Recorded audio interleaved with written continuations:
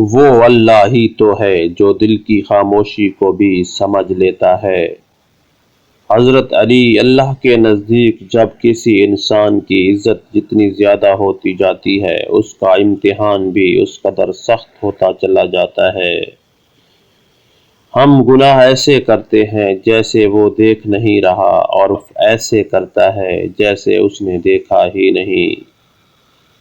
اپنی مانگی ہوئی دعاؤں پر یقین رکھو، وہ رحمان ہے، رد نہیں کرتا۔ دو طرح کی محبت انسان کو غمگین نہیں کرتی، ایک اللہ تعالیٰ سے اور دوسری اللہ تعالیٰ کے لیے کسی اور سے کی گئی محبت۔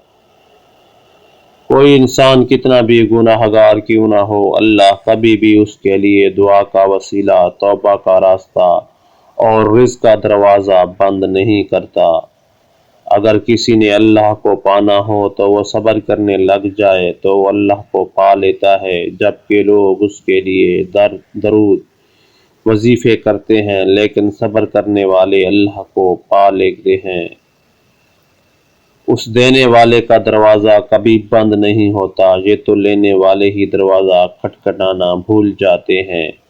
اس کائنات میں صرف اللہ کی رحمت کی دکان ایسی ہے جہاں خریداری کے لیے اگر جیب میں نیکی نہیں تو آپ اپنے ہاتھوں پہ چند آنسو رکھ کر جو چاہے لے لیں۔